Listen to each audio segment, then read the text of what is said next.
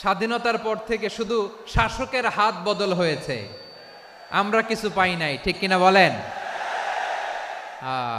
শুধু ওনাদের দোষ দিয়ে কি লাভ?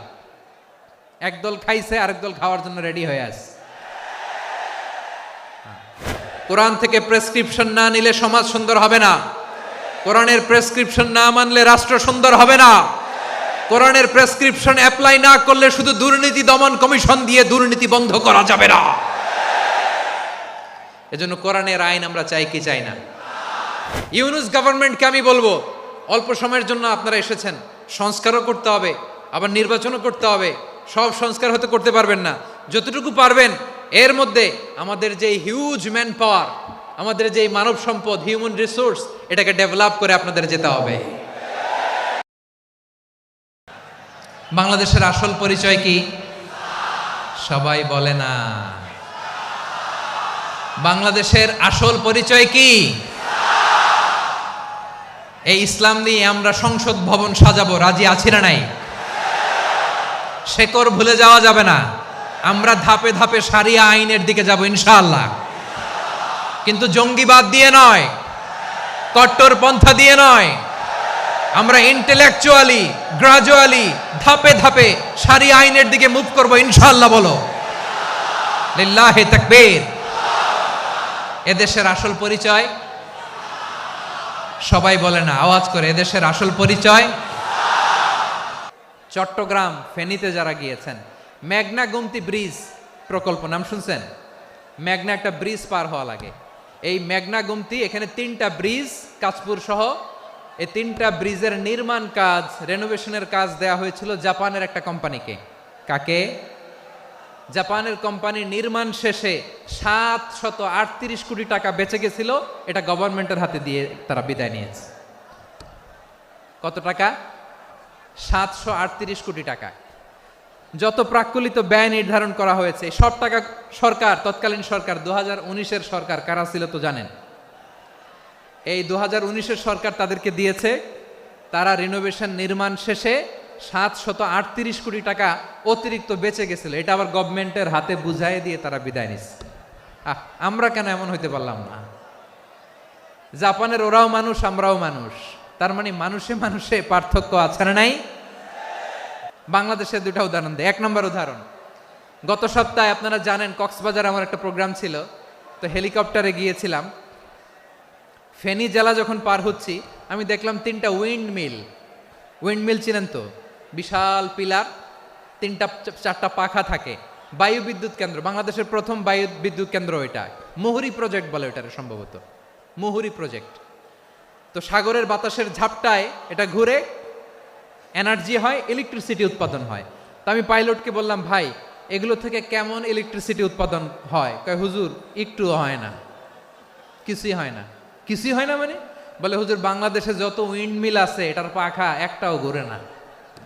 আল্লাহ, বলেন কি? তাহলে এই যে কোটি কোটি টাকা ব্যয় করে যে উইন্ডমিল, কয় হুজুর ভিতরে ফিটফাট, উপরে ফিটফাট, ভিতরে সদরঘাট। তার মানে কোটি কোটি টাকা দিয়ে এই উইন্ডমিল বানায়, এখানে কিছু নাই। দুর্নীতির আড্ডাখানা, আখড়াখানা বাংলাদেশ, ঠিক কিনা বলেন? হায় রে, জাপানিজরাও মানুষ, আমরাও মানুষ। আমার এক নিকটাত্মীয় সরকারি চাকরিজীবী, উনি আমাকে বললেন, বাংলাদেশের আরেকটা উদাহরণ দেই। উনি আমাকে বললেন যে প্রতি বছর আমাদের অফিসের ফার্নিচার চেঞ্জ করে। আমি বললাম প্রতি বছর ফার্নিচার চেঞ্জ করে কেন? বলে যে ফার্নিচার নতুন পারচেজ করলেই তো ওইখানে টাকা, নতুন কিনতে পারলেই টাকা, নতুন উন্নয়নের সবক শোনাতে পারলেই টাকা। প্রথম আলোর রিপোর্ট, কি আলো? প্রথম আলোর রিপোর্ট, গত 15 বছরে উন্নয়নের নামে লুটপাট হয়েছে প্রায় 3.25 লাখ কোটি টাকা। কার রিপোর্ট? আমাদের বানানো কথা। প্রথম আলোর রিপোর্ট। গত 15 বছরে কারা ছিল জানেন তো? হ্যাঁ, শুধু ওনাদেরকেই দোষ দিয়ে লাভ নাই। স্বাধীনতার পর থেকে শুধু শাসকের হাত বদল হয়েছে, আমরা কিছু পাই নাই, ঠিক কিনা বলেন? শুধু ওনাদের দোষ দিয়ে কি লাভ? একদল খাইছে, আরেক দল খাওয়ার জন্য রেডি হয়ে আছে। আমরা এরকম চাই না। জনগণকে ফুটপাতে বসায় দিচ্ছে। প্রিয় ভাইয়েরা, তাহলে জাপানের মানুষও মানুষ, আমরাও মানুষ। সিদ্ধান্ত আপনার, কোন মানুষ হবেন, ভালো মানুষ না খারাপ মানুষ। আজকের আলোচনার বিষয় হচ্ছে মানব সম্পদের উন্নয়ন, human resource development. It's a process to increase the capacity of knowledge, skill, capacity of the people of a country. একটা দেশের মানুষের জ্ঞান, তাদের দক্ষতা কি করে বাড়ানো যায়, বাড়িয়ে দেশের উন্নয়ন করানো যায়, এটাই হচ্ছে মানব সম্পদ উন্নয়নের মূল কথা। তাহলে মানব সম্পদ হচ্ছে একটা দেশের সবচাইতে শক্তিশালী পুঁজি। ইউনুস গভর্নমেন্টকে আমি বলবো, অল্প সময়ের জন্য আপনারা এসেছেন, সংস্কারও করতে হবে, আবার নির্বাচনও করতে হবে। সব সংস্কার হয়তো করতে পারবেন না, যতটুকু পারবেন এর মধ্যে আমাদের যে হিউজ ম্যান পাওয়ার, আমাদের যে মানব সম্পদ, হিউম্যান রিসোর্স, এটাকে ডেভেলপ করে আপনাদের যেতে হবে। যেটা পারবেন না সেটাকে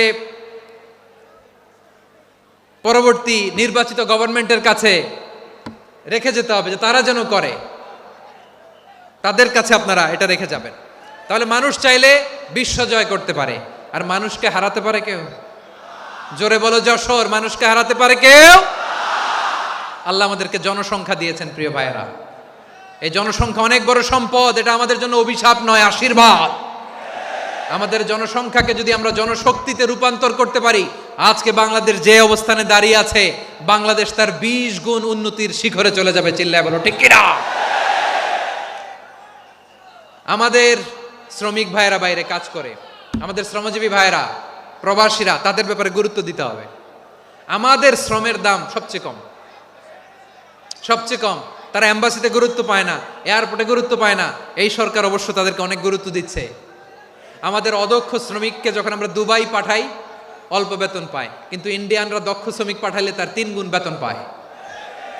আমরা আমাদের শ্রমিকদেরকে অদক্ষভাবে আর পাঠাতে চাই না, দক্ষ শ্রমিক পাঠিয়ে আমরা রেমিটেন্সের বন্যা বইয়ে দেব।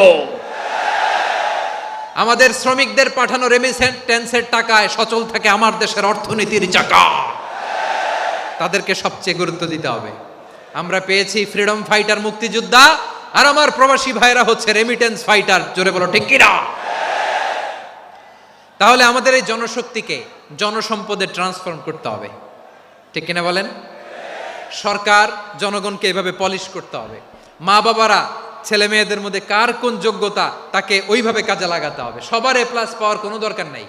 আমাদের দেশে একটা টেন্ডেন্সি আছে, পরীক্ষায় এ প্লাস না পাইলে কই তুই কি করলি, পাশের বাড়ির ছেলে এ প্লাস পাইছে, যা ওর পা ধোয়া পানি খা। কি খা? তা আমি ভাবছি যে পা ধোয়া, এ প্লাস পাওয়া ছেলেদের পা ধোয়া পানির একটা পানির ব্র্যান্ড বানাইতে হবে, এরকম লেখা থাকবে, এ প্লাস পাওয়া ছেলেদের পা ধোয়া পানি। খাওয়া নাই, এগুলার খাওয়া নাই।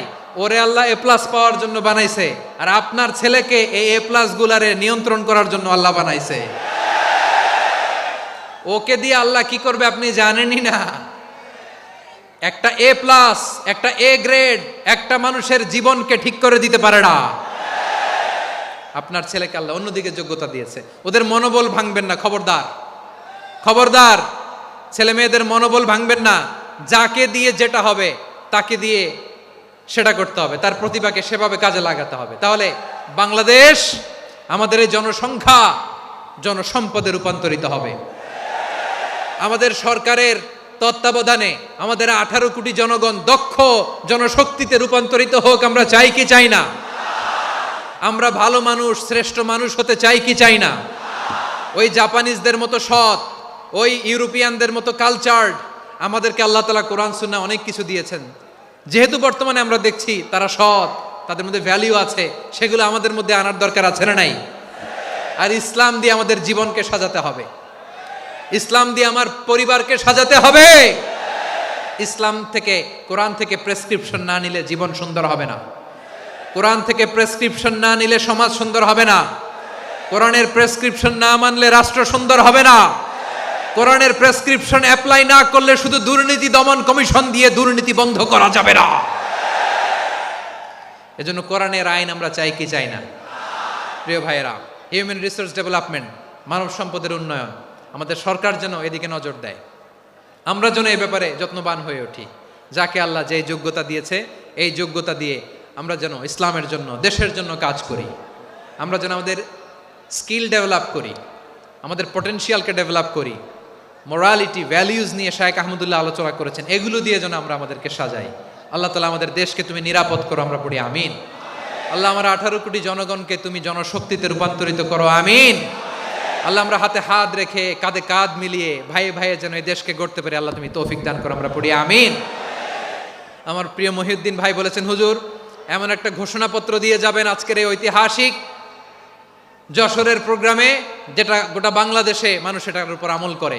আমি যে কথাটা বলেছি এটাই, আসুন আমরা আমাদের জনসংখ্যাকে জনসম্পদে ট্রান্সফর্ম করি, আমাদের জনসংখ্যাকে আমরা যেন জনশক্তিতে রূপান্তরিত করি, জনসংখ্যাকে ট্রান্সফর্ম করে জনশক্তি দিয়ে আমরা যেন আগামীর বাংলাদেশ, স্বাধীন বাংলাদেশ 2.0-কে গড়ে তুলি। আল্লাহ তাআলা আমাদের সবাইকে কথাগুলো বোঝার, আমল করার তৌফিক দান করুন।